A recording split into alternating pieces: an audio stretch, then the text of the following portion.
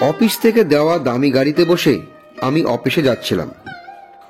হঠাৎ গাড়ির গ্লাসটা খুলতেই ওপাশে বাজারের ফুটপাতে দাঁড়িয়ে থাকা ভদ্রমহিলার দিকে চোখ পড়লেও সেটা আমার মস্তিষ্কে সিগন্যাল যেতে অনেকটা সময় নিল।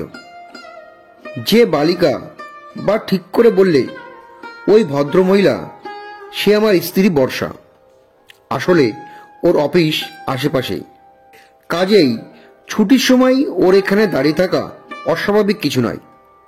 অফিস থেকে পাওয়া আমার গাড়িতে আমি একাই আছি, চাইলেই ওকে ডেকে নেওয়া যায়, কিন্তু চাইলেই অনেক কিছু করা যায় না। অন্তত আমাদের মাঝের সেই সম্পর্ক হারিয়ে গেছে। তাই তাকিয়ে থাকতে থাকতেই জ্যাম ঠেলে ভুস করে আমার গাড়িটা সামনে চলে গেল। ওড়না দিয়ে ঘাম মুছতে চাওয়া বালিকাকে আমার আর ডেকে নেওয়া হলো না। বর্ষা আর আমার প্রেম বলা যায় বাল্য প্রেম। আমি ছিলাম একদম লাফাঙ্গা ছেলে, তবে বকাটে নয়, একেবারে টাই পাশ করা। দুপুর বিকাল খেলাধুলা করে শ্যামলা চামড়া তামাটে বানানো, মায়ের বিশাল বিশাল দীর্ঘশ্বাস আর রাত দুপুরে চাপা ঝগড়ার কারণ হওয়া ছেলে।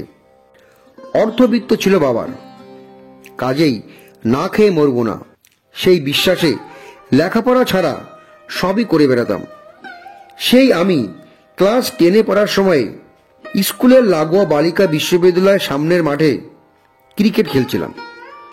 ভালো খেলোয়াড়ই ছিলাম বেশ। কাঠের হালকা রংচটা বলটা লক্ষ্য ছিল মাঠ পার হওয়ার। কক্ষচ্যুত হয়ে আঘাত হানল স্কুল ড্রেস পরা বালিকার কপালে। মৃদু করে বালিকা ভূপাতিত হল, আর রক্তের পটভূমিতে তার শুভ্র মুখখানা দেখে আমার ইহকাল পরকাল আসমান জমিন এক হয়ে গেল। ডাক্তারখানা নেওয়া, ক্ষমা চাওয়া ইত্যাদি ইত্যাদি বিষয় কিভাবে পার হলো এত মনে নেই, কিন্তু ছোট শহরের সুবিধা যেটা, বালিকার ঠিকই কুষ্টি জোগাড় হয়েই গেল। সরকারি হাসপাতালের নতুন ডাক্তার সাহেবের আদরে ছোট মেয়ে, তাই ভালো ছাত্রী। বন্ধুরা কান পড়া দিল, আশা নেই কোনো, পিছু হটে যা।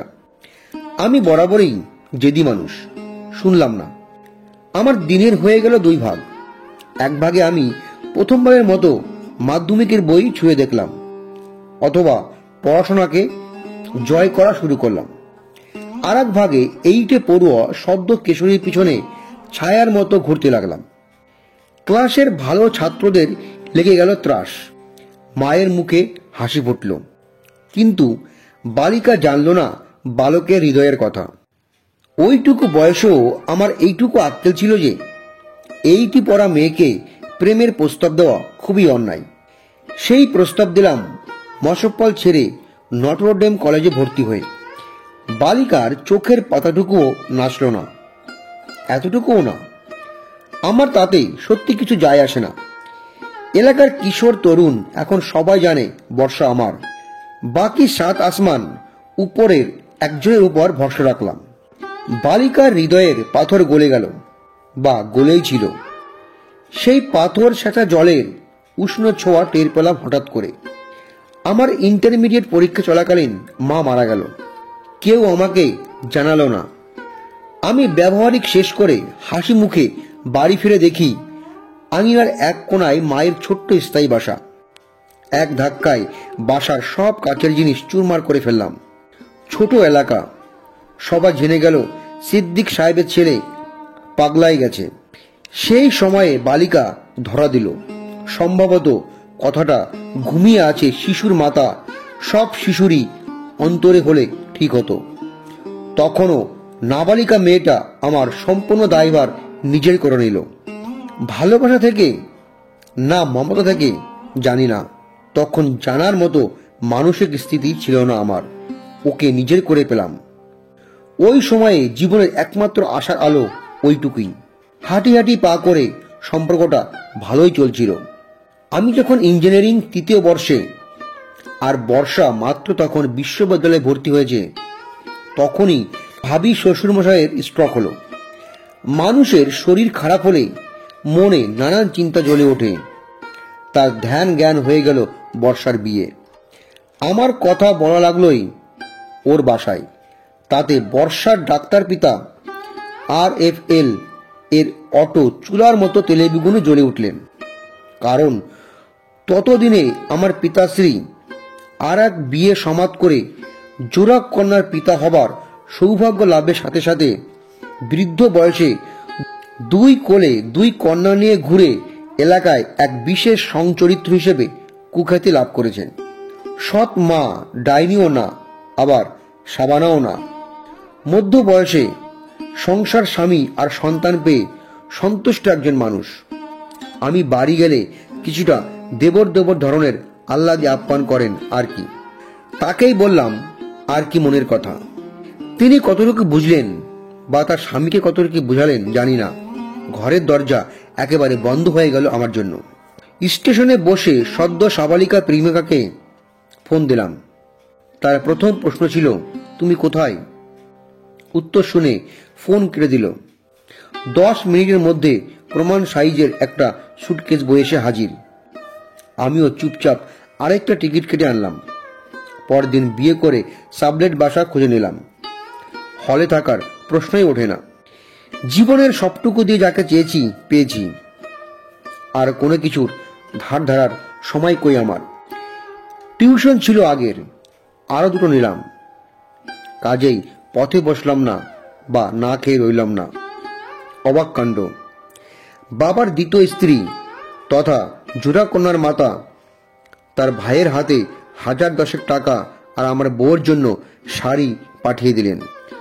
জুতো মেরে গরু বা গরু মেরে জুতো, কিছু একটা দান হবে, অত ভাবতে যায়নি। পাশ করলাম, চাকরি পেলাম। জীবন কতটা সুন্দর ছিল তার কোনো বিশেষণ আজ আর জানা নেই। প্রতিটা সকাল স্বপ্নের মতো, প্রতিটা রাত কবিতার মতো। বর্ষা গৃহিণী হবার চেষ্টা করেনি। আমিও মনে প্রাণে ওকে বালিকায় দেখতে চেয়েছি। ওভাবেই চলছিল অনেক দিন।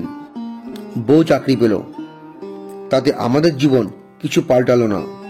তবে মহামহিমের কৃপা বোঝার সাধ্য কি? হুট করেই পূর্ব পরিকল্পনা ছাড়াই আমাদের জীবনে বাবুইকে পাঠালেন, আমাদের মেয়ে। জীবন পাল্টে গেল 180 ডিগ্রিতে। বালিকা হয়ে উঠল পক্ষীমাতা। সুখ থই থই জীবনে কোথাও না কোথাও তো গরল থাকারই ছিল। আমার 1.5 বছরের মেয়ে ঘুমের মধ্যে মারা গেল। কিভাবে যেন স্বর্গের পাখি ফাঁকি দিয়ে চলে গেল। একদম কিছু বুঝতে পারিনি, না আমরা না ডাক্তার। ঠোঁটের কোলে রক্তের ক্ষীণধারা নিয়ে চলেই গেল সে। যে মেয়েকে চোখের আড়াল করেনি তার মা, স্বেচ্ছায় চাকরি ছেড়ে বসেছিল, সে মেয়েকে শেষ দেখা দেখতে পেল না। চিকিৎসকের নির্দেশে কড়া ঘুমের ওষুধ খাইয়ে ঘুম পাড়িয়ে রাখলাম তাকে। এইটুকু একটা পাখির পালকের মতো মানুষ, তাকে শেষ কাজ করতে গিয়ে আমার মনে হলো দুনিয়ার সব ভার আমার কাঁধে। আমি হাঁটতে পারি না, দাঁড়াতে পারি না সে ভারে। এত আদরের, এত আকাঙ্ক্ষার যে পাখিটা, তাকে নামিয়ে এলাম অঝোর বৃষ্টির মাঝে অচেনা এক রাজ্যের পথে একলা। স্বর্গের ফুল স্বর্গে চলে গেল তার সুরভি নিয়ে। পিছনে ফেলে গেল এক জীবন মৃত বাবা আর বাকরুদ্ধ মাকে। আমাদের আশেপাশে মানুষের অভাব নেই আর আগের মতো। মেয়ে আমাদের ছেড়ে গিয়ে আগের সব স্বজনকে কাছে নিয়ে এসেছে। যারা সুখে ছিল না, দুঃখে ব্যতীত হয়ে তারা এগিয়ে এসেছিল। সবার মুখে তখন একই লজব, বাচ্চা মরার কতদিনের মাথায় কার কত দ্রুত আর একটা বাচ্চা হয়েছে। ভালো চেয়েই বলতো হয়তো, কিন্তু আমার বুক চিড়ে যেত। জানি না বর্ষারও হয়তো। আমাদের মধ্যে তো আর কথা হয় না, তাই আমি জানি না ওর কেমন লাগে, কেন, কিসের জন্য জানি না। বালিকা আমার থেকে একেবারে মুখ ফিরিয়ে নিয়েছে। খুব সম্ভব মেয়েকে শেষ দেখা না দেখতে দেবার অপরাধে। ওর চোখের দৃষ্টি বারবার বলে, ডাক্তার তো আমার কেউ না। ডাক্তার যা ইচ্ছা বলুক, তুমি কিভাবে এটা হতে দিলে? কিভাবে আমাকে না দেখিয়ে আমার মেয়ে নিয়ে গেলে? একসময় চোখে চোখ রেখে কথা বলাও বন্ধ হয়ে গেল আমাদের। বাবুই পাখি আর বালিকাকে হারিয়ে আমি সর্বহারা হয়ে গেলাম। বালিকা আর আমার বালিকা রইল না। কেবলই হারিয়ে যাওয়া বাবুই পাখির মা বর্ষা হয়ে গেল। আবার চাকরিতে, ঢুকে গেল। দুই ভুবনের দুই বাসিন্দা হয়ে রইলাম আমরা।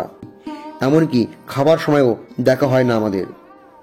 একদিন আমার রুমে উকি দিল। মৃগনাভির সুবাস কেমন হয় আমার জানা নেই, কিন্তু তীর তীর করে অজানা সুবাস ভেসে এলো। বালিকা কি ধরা দিল আবার? কিন্তু না, তার বলার ছিল অন্য কিছু। সে অফিসের কাজে দূরে যাচ্ছে দিন 15 জন্য, ফিরে এসে কর্মজীবী হোস্টেলে উঠবে, এইটুকুই তার বলার ছিল।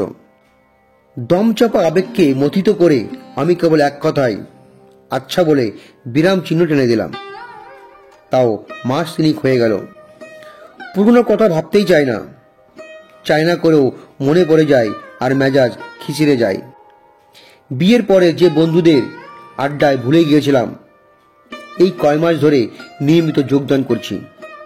দরকার হলে অঢেল টাকা ঢেলে সবাইকে টেনে আনছি নিজেই। আমার সন্ধ্যা, আমার রাতটুকু তো কাটতে হবে। আর কতটা ভুলে থাকা যায়? যতটা ভুলে থাকার চেষ্টা করা যায়। আজ আর জমদানো আড্ডা। আমি রনে ভঙ্গ দিয়ে উঠে গেলাম। ভালো লাগছে না। ড্রাইভার ছেড়ে দিয়েছে আগেই। গাড়ি নিয়ে এলোমেলো উদ্ভ্রান্ত দিগ্ভ্রান্ত হয়ে ঘুরে বেড়াচ্ছি। চুম্বকের মতো আকর্ষণ চলে যাচ্ছে একদিকে, কিন্তু নিজে সেটাকে অস্বীকার করে এদিক সেদিকে যাচ্ছি। শেষমেশ গাড়ি গিয়ে ভিড়ল বর্ষার বড় বোন চৈতি আপার বাসায়। চৈতি আপা আমার মোটেও পছন্দের মানুষ না। টিচার মানুষ, খালি জ্ঞান দান করেন। কিন্তু তিনি আজ মায়ের কাজ করলেন। আমার একটা কথা বলা লাগলো না। কিছু না জিজ্ঞেস করে, কিছু না জানিয়ে বর্ষাকে ডাকলেন। ঠিক আগের মতো বাসার নিচে অপেক্ষা করছিলাম। বালিকা এলো। একরাশ ক্লান্তি আর শ্রান্তিও সেই মুখের লাবণ্য এক চুল কমাতে পারিনি। রিক্সা থেকে নেমে আমাকে দেখে পায়ে পেয়ে এগিয়ে এলো। যে বালিকাকে পেতে এতটা কাঠখড় পুড়িয়েছি, তাকে এত সহজে কি করে যেতে দিই আমি? সে আমাকে ছেড়ে চলে গিয়েছে।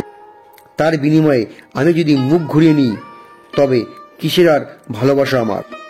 কত কি বলবো ভেবেছিলাম, কিছু বলা হলো না, বলা লাগলোই না। হঠাৎ আসা ঝড়ো বর্ষার হাওয়ায় রেশমের মতো অসভ্য চুলগুলো ওর মুখে ছুঁয়ে দিল। আঙুল দিয়ে কানের পেছনে গুজে দিতে গেল। হাত ধরে ফেললাম আমি। কি ভীষণ উষ্ণ সে হাত, যেন আগ্নেয়গিরির আড়াল লুকিয়ে রেখেছে। মুখের দিকে চাইলাম। ডাগর চোখগুলোতে যেন শত বর্ষের জল থই থই করছে। এই তো আমার বালিকা। এই পুরো নশ্বর অবিনশ্বর সকল সৃষ্টির মাঝে বিধাতা শুধু আমার জন্যই তাকে বরাদ্দ করেছেন। আমি নিশ্চিত জানি। কেবল বললাম, যাবে কোথায়, কেন?